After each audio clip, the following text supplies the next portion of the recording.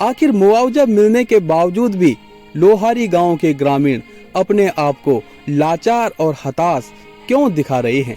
आखिर लोहारी गांव के ग्रामीणों को कितना मुआवजा मिला है? उनके साथ न्याय हो रहा है या अन्याय हो रहा है?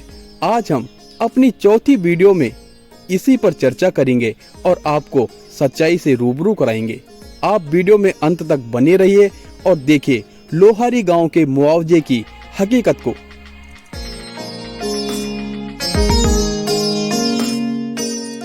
थी जौनसार की शान लोहारी, यमुना की मुस्कान लोहारी, अब धीरे धीरे डूब रही है, खोकर अपनी पहचान लोहारी, खोकर अपनी पहचान लोहारी।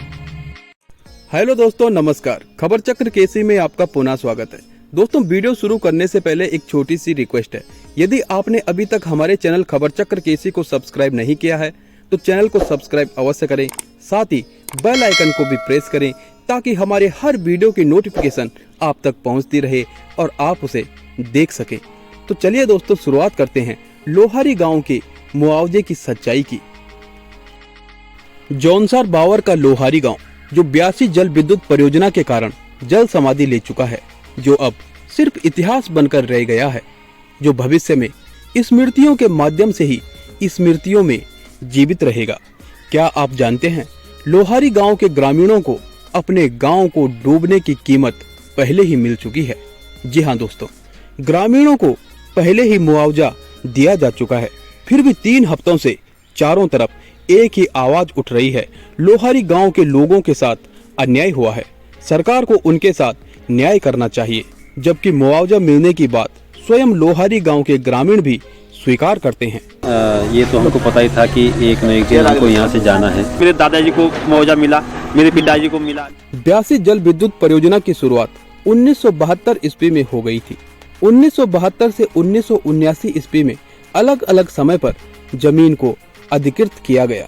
सरकार ने गांव वालों को कुछ मुआवजा भी दिया। 1990 में डैम का कार्य बंद कर दिया गया था, लेकिन 2014 में जैसे ही डैम का कार्य दोबारा शुरू हुआ तो गांव वालों ने सरकार से जमीन के बदले जमीन की मांग करना शुरू कर दिया। अनेकों जगहों पर धरने प्रदर्शन भी किए गए और सरकार को ज्ञापन भी दिए गए, लेकिन इसका कोई असर नहीं हुआ। 1972 से 1979 ईस्वी तक सरकार के द्वारा लोहारी गांव के ग्रामीणों को 9 लाख रुपए वितरित किए गए, जो कि औसतन 15 से 20 हजार प्रति परिवार को मिले हैं। 1972 से 1979 के बीच में मिले मुआवजे का उस समय ग्रामीणों ने क्या किया, इसका भी कोई मालूम नहीं है, लेकिन आज की पीढ़ी इसका खामियाजा भुगत रही है और अब वे लाचार एवं हताश हैं।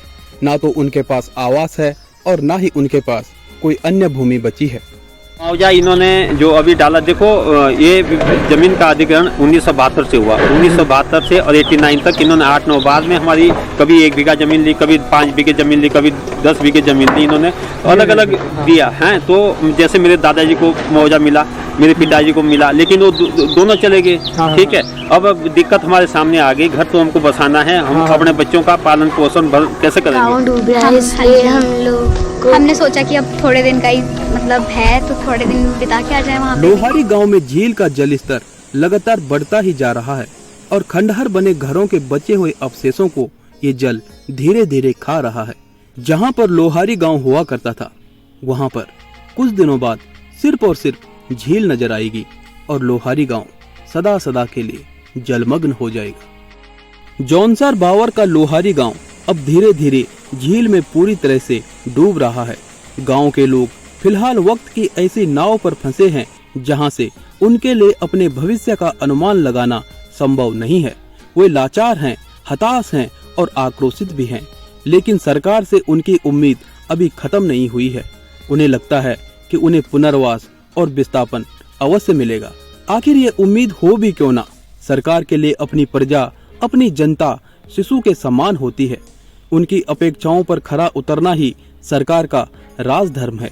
ये ऐसे लोग हैं जो आवासहीन हैं, जो पीड़ित हैं और वंचित हैं। सोशल मीडिया पर एक्टिव लोगों में भी लगभग 99% लोगों ने अपने कमेंट के माध्यम से लोहारी गांव के ग्रामीणों के समर्थन में सरकार से पुनर्वास की मांग की है।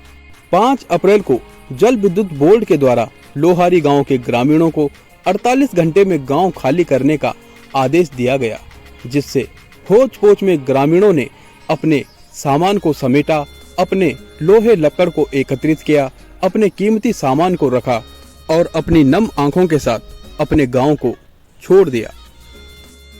कभी पुरखों ने घर थे जोड़े, अब मजबूर पीढ़ियों ने वे तोड़े, फिर बोरी बिस्तर बांध के निकले, रोकर तेरी संतान लोहारी, रोकर तेरी संतान लोहारी।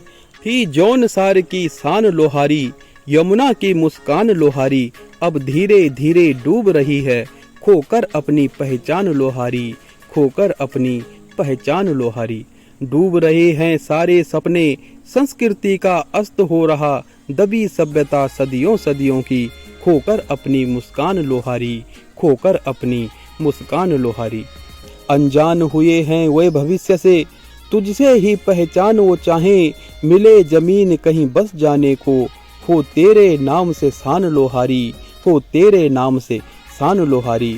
थी जौन सार की शान लोहारी, यमुना की मुस्कान लोहारी, अब धीरे धीरे डूब रही है, खोकर अपनी पहचान लोहारी, खोकर अपनी पहचान लोहारी। दोस्तों, लोहारी गांव कोई किराए का घर नहीं था, बल्कि एक विरासत थी जिसे कई पीढ़ियों के द्वारा संजोया गया था, जिसकी अपनी संस्कृति, अपनी सभ्यता और अपनी परंपराएं थी।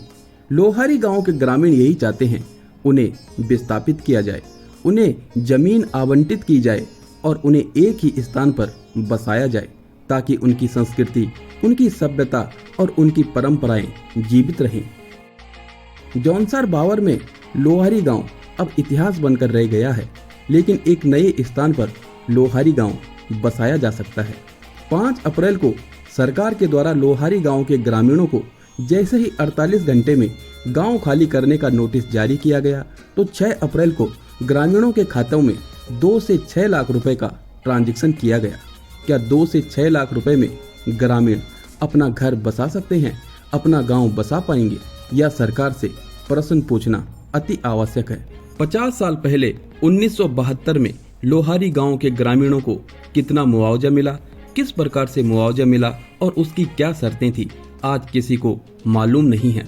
लेकिन वर्तमान में लोहारी गांव के ग्रामीण संघर्ष कर रहे हैं, वह एक स्कूल में रह रहे हैं और वहां पर जीवन यापन कर रहे हैं।